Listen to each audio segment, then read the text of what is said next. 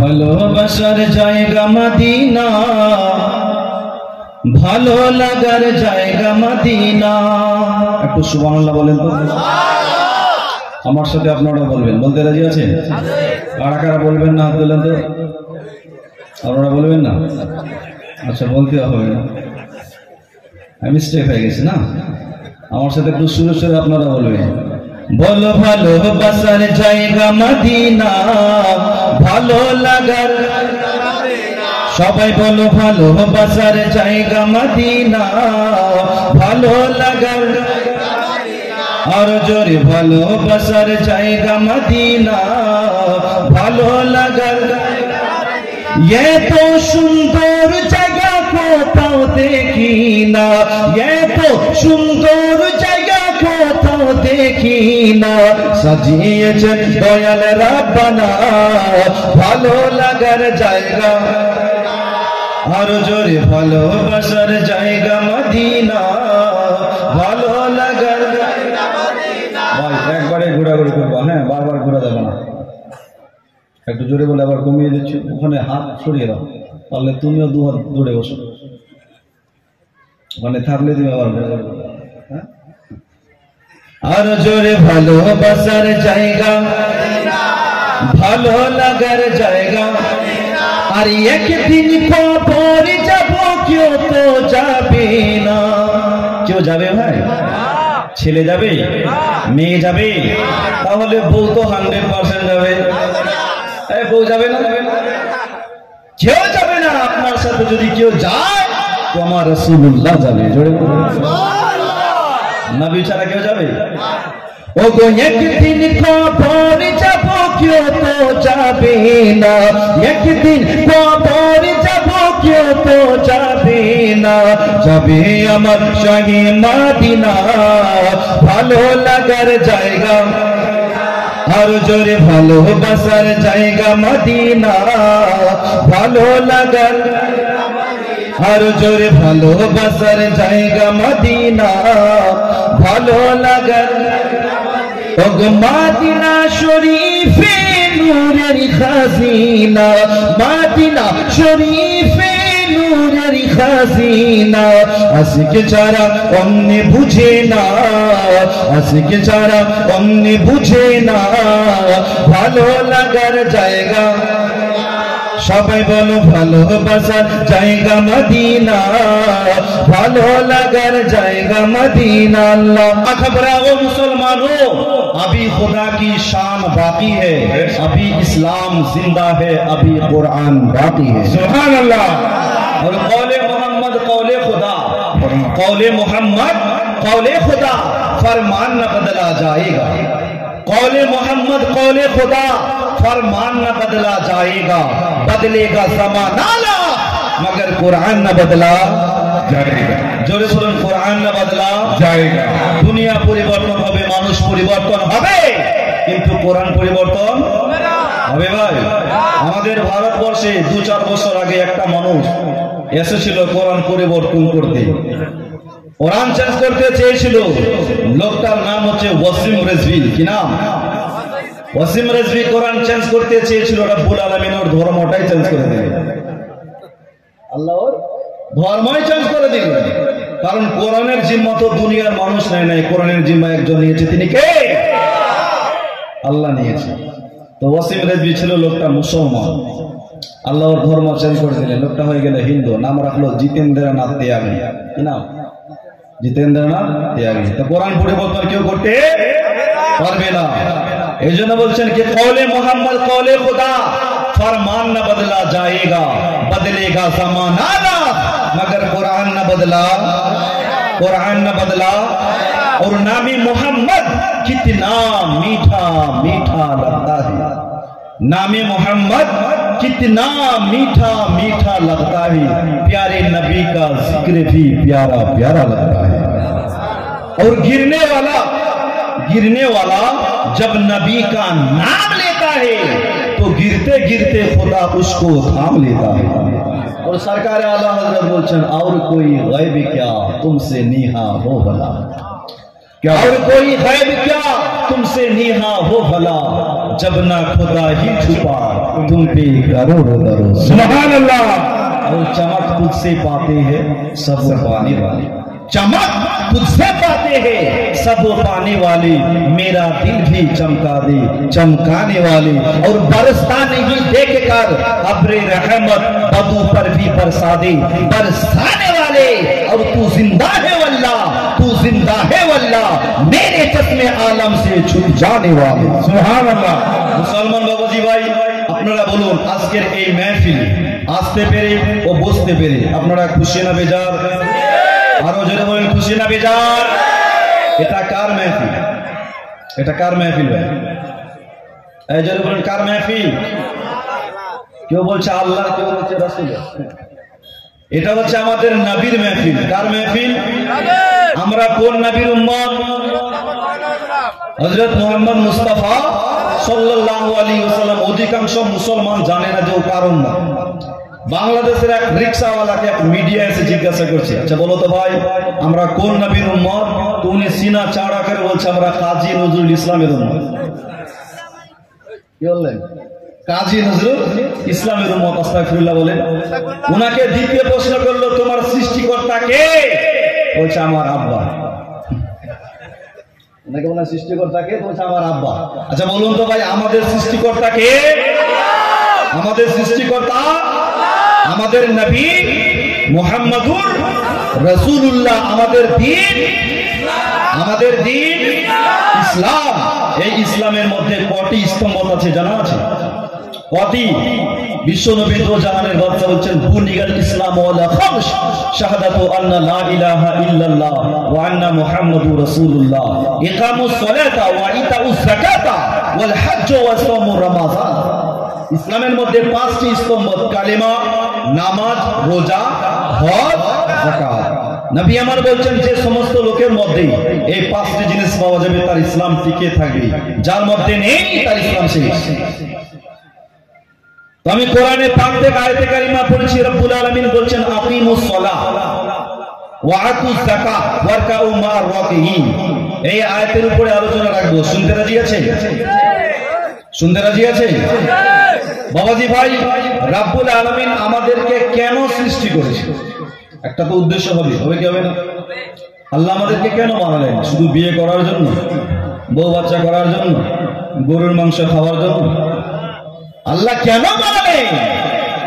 ও মুসলমান বাবাজি ভাই, রব্বুল আলামিন ডেকে বললেন বান্দা তোমার জন্য আমি পাহাড় বানালাম, জমিন বানালাম, আসমান বানালাম, যাহা কিছু দেখছো সূর্য চাঁদ সূর্য যাহা আছে সব আমি তোমার জন্য বানিয়েছি। কিন্তু বান্দা তোমাকে বানিয়েছি শুধু আমার ইবাদতের জন্য। জোরে বলুন। রব্বুল আলামিন আমাদেরকে বানিয়েছে ইবাদত করার জন্য, কিন্তু আজ আমরা বান্দা হয়ে আল্লাহর ইবাদত করলাম? আজ আমরা ইবাদত করলাম না। ও মুসলমান বাবাজি ভাই, রব্বুল আলামিন বললেন আকিমুস সালাহ, বান্দা নামাজ পড়ো। বিশ্ব নবী দো জাহানের বাদশা নবী মুহাম্মদুর রাসূলুল্লাহ সাল্লাল্লাহু তাআলা আলাইহি ওয়াসাল্লাম বললেন as-সালাতু মিফতাহুল জান্নাহ, নামাজ হচ্ছে জান্নাতের চাবি। রব্বুল আলামিন বললেন আকিমুস সালাহ, বান্দা নামাজ কায়েম করো। বিশ্ব নবী দো জাহানের বাদশা বললেন as-সালাতু মিরাজুল মুমিনিন, নামাজ হচ্ছে মুমিনদের জন্য মিরাজ।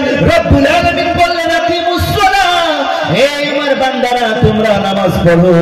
বিশ্ব নবী দো জাহানের বাদশা নবী মুহাম্মদুর রাসূলুল্লাহ সাল্লাল্লাহু তাআলা আলাইহি ওয়াসাল্লাম বললেন as-সালাতু ইমাদুদ্দিন, নামাজ হচ্ছে দ্বীনের খুঁটি। কিন্তু আজ আমরা নামাজ পড়লাম না, নামাজ থেকে বহু দূর। আপনার 50 বছর হয়ে গেছে, 60 বছর হয়ে গেছে, কোনোদিন মসজিদে যায় নাই, এরকম লোক আছে না নাই? জোরে বলুন আছে না নাই? আজ আমরা বিভিন্ন হ্যান্ডেলের মধ্যে দেখতে পাই, কখনো দেখি মাদ্রাসার উন্নতি কল্পে জালসা, কখনো দেখছি মসজিদের উন্নতি কল্পে জালসা। বাবাজি ভাই ধরে নেন, মসজিদে 10 লাখ টাকা কালেকশন হলো, মসজিদ দোতলা করে দেওয়া মানে মসজিদের উন্নতি নয়। মসজিদে মার্বেল পাথর বসা মানে মসজিদের উন্নতি নয়। মসজিদটাকে রংচং চড়িয়ে দেওয়া মানে মসজিদের উন্নতি নয়।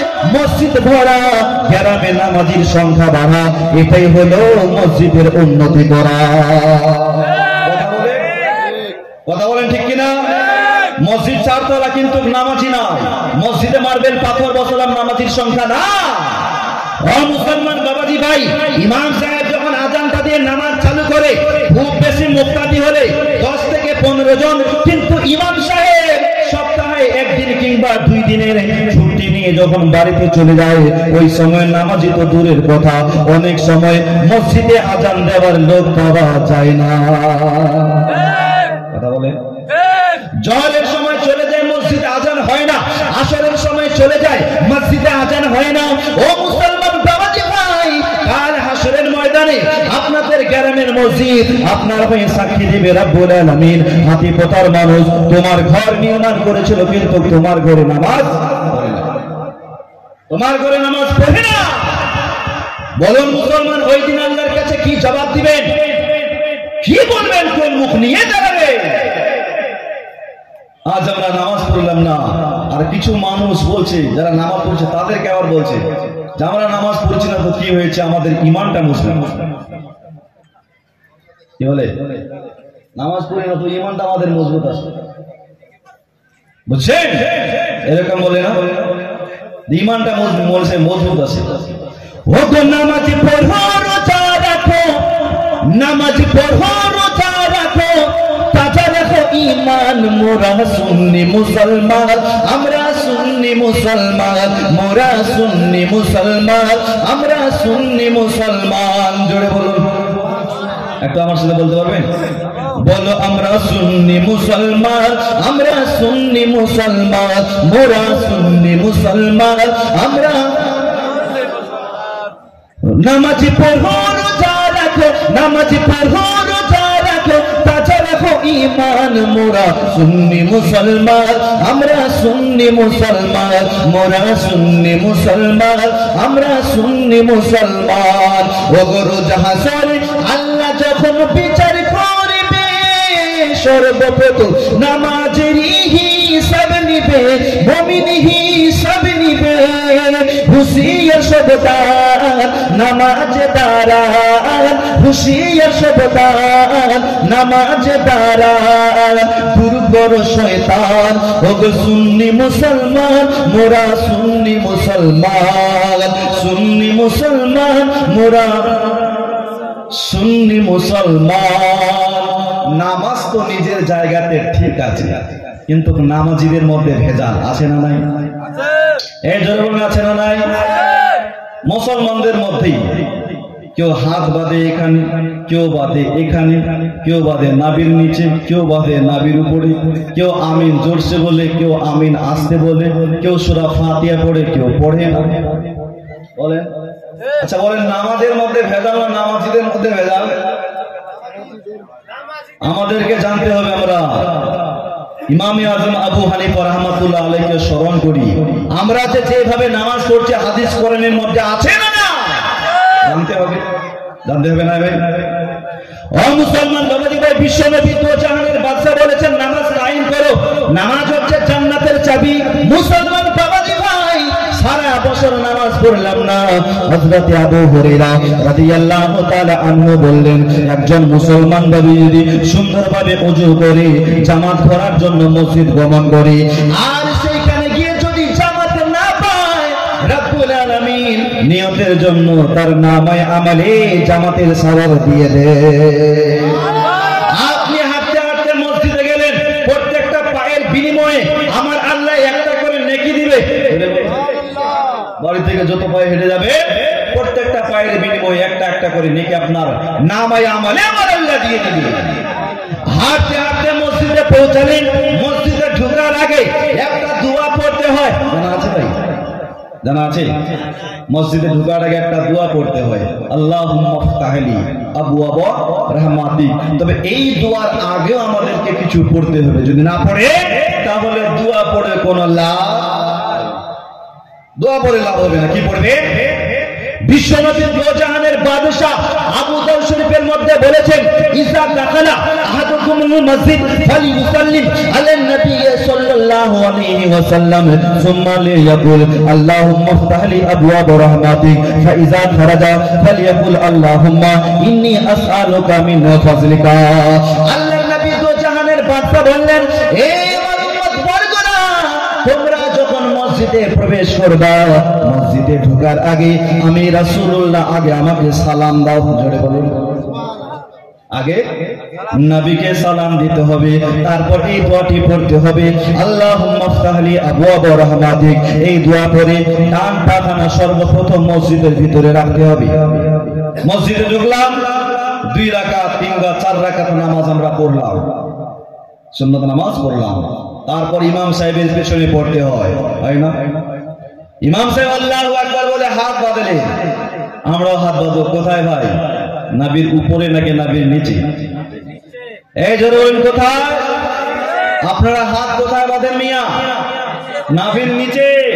কিছু মানুষ আছে নবীর উপরে, আবার কিছু মানুষ মসজিদে নামাজ পড়তে যায়, পা দুটোকে এতটা ফাঁকা করে দেয়, মনে হচ্ছে ও মসজিদটা ওর বাপে, মসজিদটা ওর বাপের জায়গা ধরার জন্য গিয়েছে। জিজ্ঞাসা করলাম, ভাই এতটা ফাঁকা কেন করছেন? বলছে ফাঁকা জায়গা থাকলে শয়তান ঢুকে যাবে। আমি বললাম, তোমার পায়ের মাঝখানে বিশাল বড় একটা গেট আছে, ওই দিক দিয়ে ঢুকতে পারবে না? হ্যাঁ, তোমার পায়ের মাঝখানে এত বড় একটা ইন্ডিয়ার গেট আছে, ওই দিক দিয়ে তো শয়তান ঢুকে যাবে। আমরা আল্লাহু আকবার বলে হাত কোথায় বাঁধবো? নাভির নিচে। ইমামে আযম আবু হানিফা রাহমাতুল্লাহ আলাইহি এটাই ফতোয়া হলো, তাহাতা সুররা, নাভির নিচে হাত বাঁধতে হবে। ও মুসলমান বাবাজি ভাই, নিয়ত করে আমরা নাভির নিচে হাত বাঁধলাম, আমরা ইমামে আযম আবু হানিফা রাহমাতুল্লাহ আলাইহিকে স্মরণ করি। ইমামে আযম আবু হানিফার ফতোয়া হলো, ইমামের পেছনে সূরা ফাতিহা পড়া যাবে না। কিন্তু এক শ্রেণীর মুসলমান আছে, ইমাম সাহেবের পেছনে সূরা ফাতিহা পড়ে, ইমামও পড়ে, মুক্তাদিয়া পড়ে, পড়ে কি পড়ে না? এই পড়ে না? আমরা পড়ছি না, হাদিস কোরআনের মধ্যে আছে না নাই জানতে হবে। হাদিস কোরআনে থাকলে মানবো, নাহলে মানবো না। হাদিস কোরআনে আছে না? ও মুসলমান, আপনি কোরআনে পাক খুলুন, সূরা আরাফ পারা 9 রুকু নাম্বার 14 এর মধ্যে রাব্বুল আলামিন বললেন, ওয়া ইযা কুরিয়াল কুরআনু ফাসতামিউ লাহু ওয়ানসিতু লাআল্লাকুম তুরহামুন। যখন কোন জায়গায় কোরআন শরীফ পড়া হয়, কোরআন তেলাওয়াত করা হয়, তোমরা সেই কোরআনকে শুনো এবং বুঝার চেষ্টা করো। জোরে বলুন, বুঝার চেষ্টা করো। শুধু তাই নয়, আপনি বাইহাকি শরীফ বলেন, বাইহাকি শরীফের মধ্যে বলছেন, আন মুজাহিদিন বল কানা রাসূলুল্লাহ সাল্লাল্লাহু আলাইহি ওয়াসাল্লাম ইয়াকরা ফি সালাতি ফাসামিয়া কিরাত মিনাল আনসার ফানাযালা ওয়া ইযা কুরিয়াল কুরআনু ফাসতামিউ লাহু ওয়ানসিতু লাআল্লাকুম তুরহামুন। জোরে বলুন।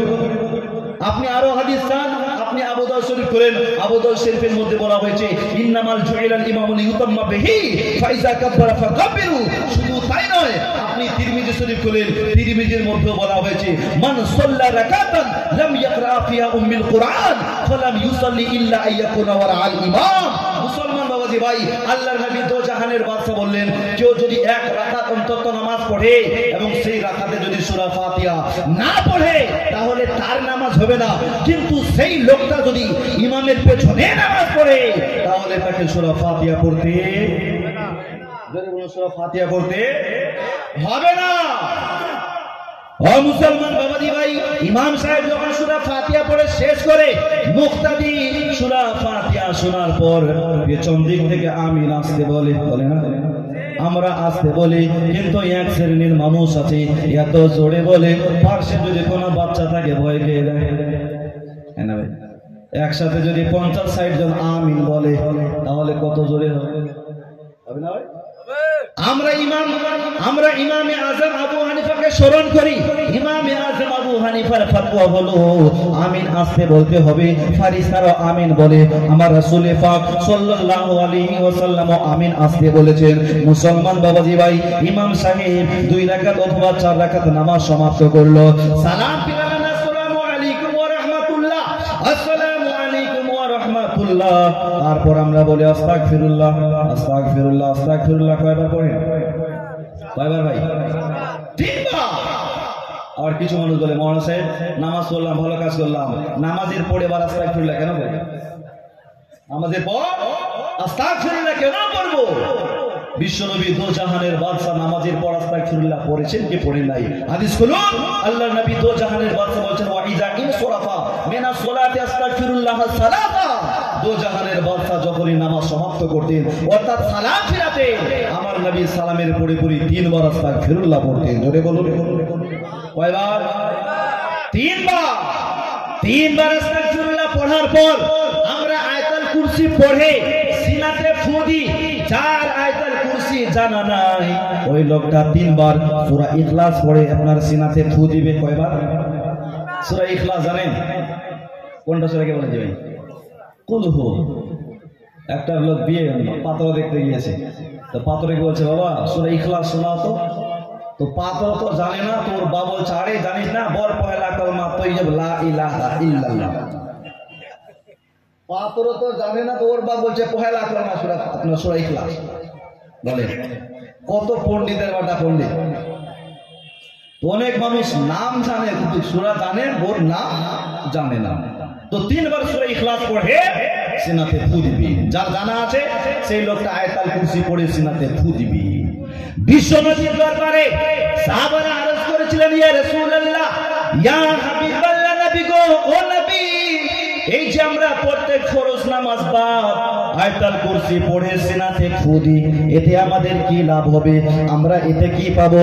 নবী আমার বললেন, সাহাবারা, যে লোকটা 5 ওয়াক্তের নামাজের নামাজি হবে, প্রত্যেক ফরজ নামাজ বাদ একবার আয়াতুল কুরসি পড়ে সিনাতে ফু দিবে, ওই লোকটা যেদিন মারা যাবে, ওই লোকটার ইন্তেকালের পর রব্বুল আলামিন ওই আয়াতুল কুরসিকে সুন্দর একটা মানুষের রূপ ধারণ করাবে এবং তাহার কবরের পাশে দাঁড় করিয়ে রাখবে।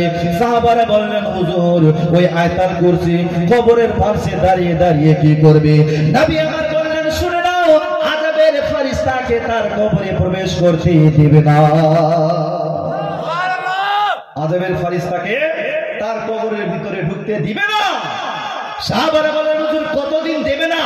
নবী আমার বললেন, কিয়ামত পর্যন্ত ওই আয়াতুল কুরসি কবরের পাশে থেকে হিলবে না। মুসলমান, আয়াতুল কুরসি পড়ে আমরা সিনাতে ফু দিলাম, লাস্টের বেলায় হাত দুখানা উত্তোলন করে আল্লাহর কাছে মোনাজাত করি। কেউ মায়ের জন্য দোয়া করে, কেউ বাবার জন্য দোয়া করে, কেউ আবার অসুস্থ থাকার পর আল্লাহর কাছে দোয়া করেন, মাবুদ, আমি অসুস্থ আছি, তুমি আমাকে সুস্থতা করে দাও। করে না ভাই? আবার কিছু লোক আছে দেখবেন ফরজ নামাজের পরেই চুপচাপ চলে যায়, না সুন্নত পড়ে না দোয়া করে, না সুন্নত পড়ে না দোয়া করে। আমরা যে ফরজ নামাজ বাদ দোয়া করি আমাদেরকে বেদাতি বলে। কি বলে? কি বলে? বলে বেদাতি। কেন ভাই? বলছে নবীর জামানায় তো দোয়া হয় না, এখন কেন দোয়া হবে? আমি বললাম, ভাই তুমি নবীর জামানায় ছিলা? বলছে না, তাহলে তুমিও তো বেদাতি। তুমি তো নবীর জামানায় ছিলে না, তুমিও তো বেদাতি। বলছে নবী করে নাই, আমরা কেন করব? আমাদের নবী ফরজ নামাজ বা দোয়া করেছেন কি করেন নাই জানার দরকার আছে না ভাই? নবী করলে করব, না হলে আমরা করব না। বিশ্ব নবী তো জাহানের বাদশা বুখারীর মধ্যে বলেছেন, বুখারী শরীফ প্রথম খণ্ড সাফা নম্বর 117, কত বললাম? আরো কত বললাম? আল্লাহ নবী দো জাহানের বাদশা জনাবে মুহাম্মদুর রাসূলুল্লাহ সাল্লাল্লাহু আলাইহি ওয়াসাল্লাম বলেছেন, কানা ইয়াকুলু ফি দুবুরি কুল্লি সালাতিল মাকতুবা লা ইলাহা ইল্লাল্লাহু ওয়াহদাহু লা শারীকা লাহু লাহুল মুলকু ওয়া লাহুল হামদু ওয়া হুয়া আলা কুল্লি শাইইন কাদির। আল্লাহু আলামানি লাম্মা আতাতা ওয়া লা মুদিলা মানাত ওয়া লা ইয়ানফু জালজাদ মিনকাল জাদ। আল্লাহর নবী দো জাহানের বাদশা প্রত্যেক ফরজ নামাজ বাদ এই দোয়াটি করতেন, লা ইলাহা ইল্লাল্লাহু ওয়াহদাহু লা শারীকা লাহু লাহুল মুলকু ওয়া লাহুল হামদু ওয়া হুয়া আলা কুল্লি শাইইন কাদির। এইবারে যদি কোন শয়তান বলে ফরজ নামাজ বাদ দোয়া নেই, বলেন ও জুতা খাবে কি খাবে না? আরো জোরে বলুন, ও জুতা খাবে না? বুখারীর বর্ণনায় নবী হাত উত্তোলন করে দোয়া করতে শুরু ফরজ নামাজের পরে নয়, ইজা দাখালা রাসূল পাক সাল্লাল্লাহু তাআলা আলাইহি সাল্লাম বলেন, ইজা রাফা ইয়াদাকে ফি দুআ, নবী যখন যখন দোয়া করতেন তো দুই হাত তুলে দোয়া করতেন। জোরে বলুন না সুবহানাল্লাহ। আর শয়তান বলছে দোয়া করে নাই, আমরা কেন করব? আরে ওদের চোখ কানা, ওরা দেখতে পায় না, ওরা দেখার পরে দেখতে পায় না, দেখার ভান করে না, দেখার ভান করে। মুসলমান কি বুঝলাম, ফরজ নামাজ বাদ দোয়া করা যাবে কি যাবে না?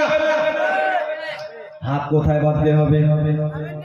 আমিন আসলে না জোরসে ইমাম সাহেবের পেছনে সূরা ফাতিহা পড়া যাবে? যাবে। হাত উত্তোলন করে দোয়া করা যাবে কি যাবে না? তাহলে আমরা যেগুলো করি হাদিস কোরআনের মধ্যে আছে না? না আছে না? আমরা যা করে সুন্নিরা যা করে হাদিস হাদিস ও কোরআন মোতাবিক করি। বলুন আপনারা 72-এর মাল হতে চান না একের? 72-এর দলে যান না ভাই, 72-এর দল যাবে জাহান্নামে, আর একের দলই হচ্ছে জান্নাতি। জোরে বলুন, যারা একের ওরাই হচ্ছে জান্নাতি দল।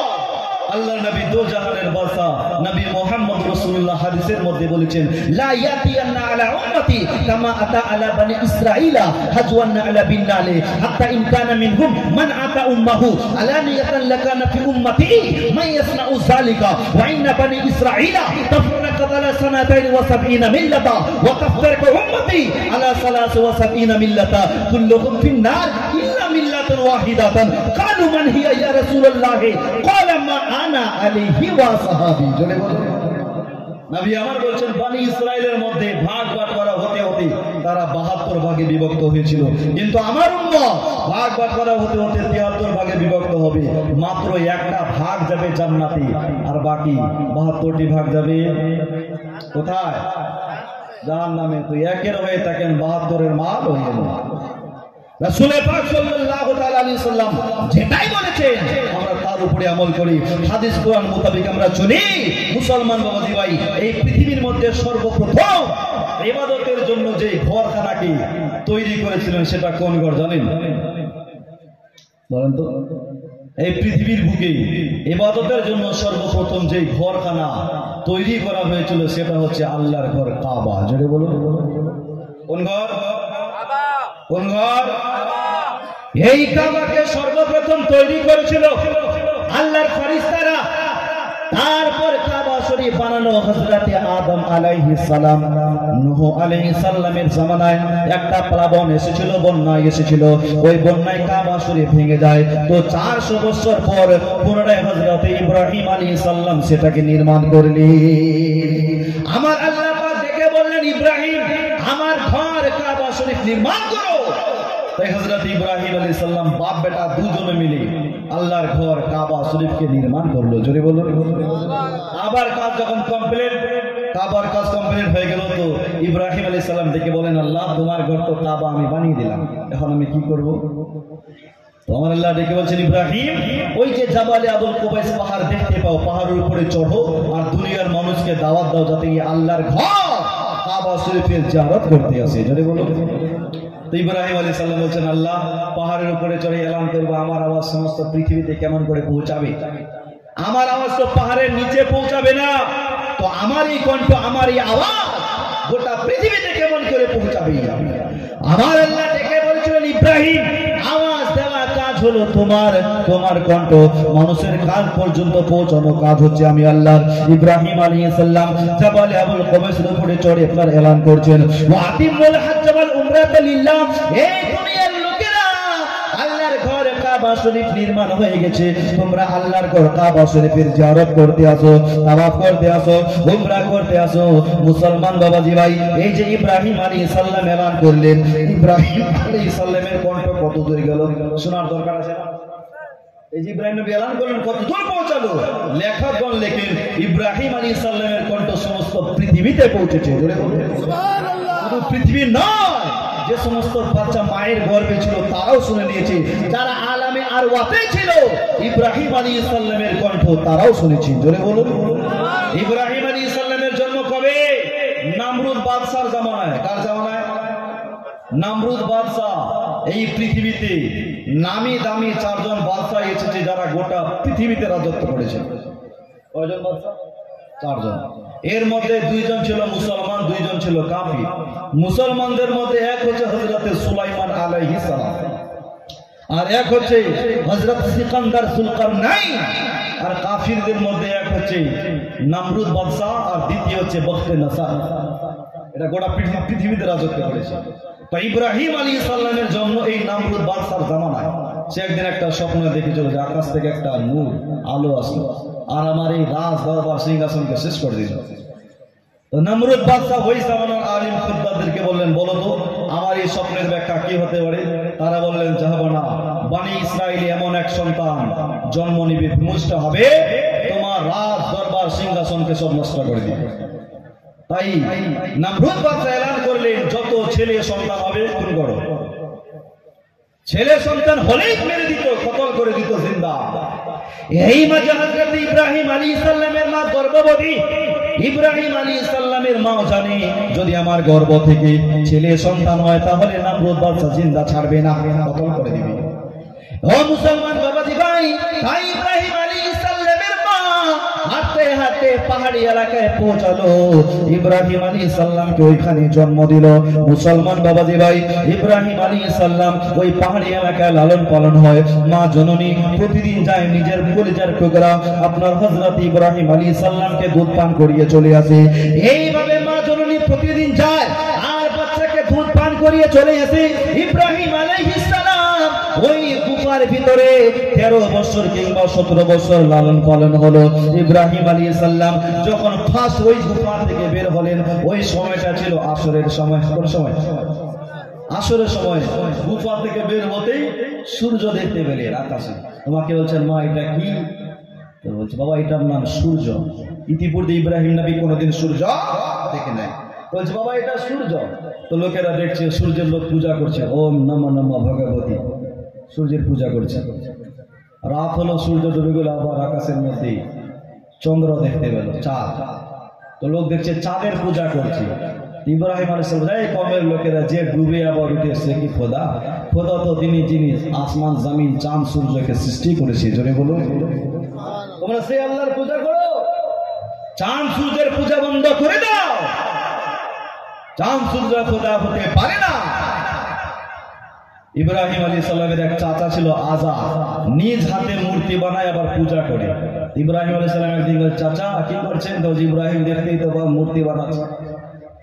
ইব্রাহিম আলাইহিস সালাম বলছে চাচা নিজ হাতে বানাচ্ছেন আবার পূজা করছেন, চাচা এক আল্লাহর পূজা করেন না।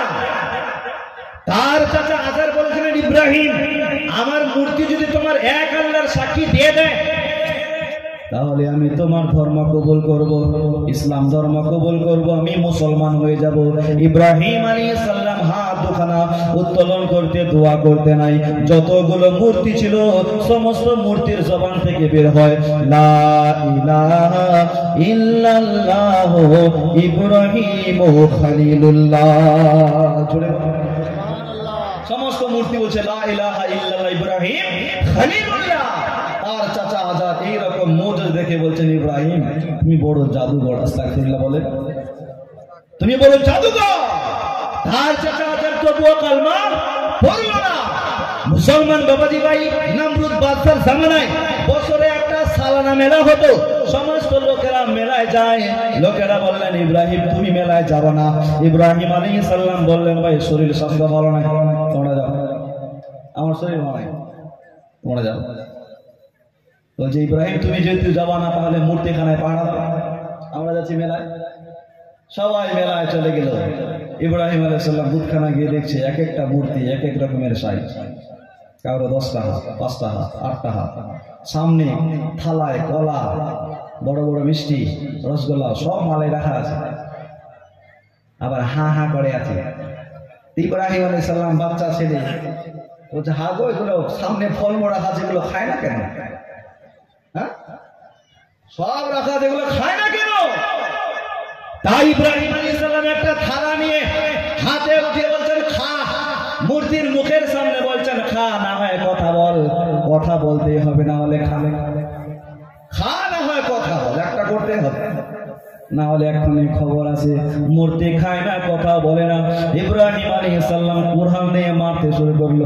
বলেন ইব্রাহিম সালাম কুরআন দিয়ে ভাঙতে আরম্ভ করেছে। হাতে মারে, কারো মাথা ভাঙছে, কারো পা ভাঙছে, হাত পা ভেঙে চূর্ণ বিচূর্ণ। মুসলমান যত ছোট ছোট মূর্তি ছিল সব ভেঙেছে। বড় মূর্তিটাকে ভাঙতে যাবেন, আল্লাহ দেখে বললেন ইব্রাহিম খবরদার ওটারে ভাঙিও না। ওই বড় মূর্তির কাঁধে কুড়ালখানা রেখে চুপচাপ বাড়ি চলে আসো, তারপর আমি আল্লাহ আমার খেলাটা দেখো। জোরে বলে সুবহানাল্লাহ। ইব্রাহিম আলাইহিস সালাম বড় মূর্তির কাঁধে কুড়ালখানা ঝুলিয়ে দিয়ে চুপচাপ বাড়ি চলে আসলো। লোকেরা যখন মেলা থেকে বাড়ি আসলো, আসার পর মূর্তিখানায় যায়, যাওয়ার পর দেখছে একটা মূর্তিও ঠিক নাই। কে মূর্তিগুলো ভাঙলো, কে এই কাজটা করেছে? আর কিছু কিছু লোক বলছে এটা ইব্রাহিম করেছে, এটা ইব্রাহিমেরই কাজ, কারণ সেই আমাদের মূর্তির বিপক্ষে কথা বলতো।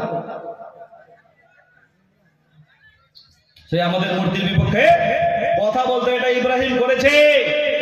তাই লোকেরা নমরুদ বাদশার আদালতে বিচার দিলেন, হুজুর এই যে ইব্রাহিম আছে আমাদের মূর্তিগুলো ভেঙে দিয়েছে, এর বিচার করেন। নমরুদ বাদশা বললেন, যাও ওকে ধরে নিয়ে আসো। তাই লোকেরা আপনার হযরত ইব্রাহিম আলাইহিস সালামকে নমরুদ বাদশার আদালতে পেশ করলো। মুসলমান নমরুদ বাদশার আদালতে যারাই আসতো সর্বপ্রথম নমরুদকে এসে সিজদা করত।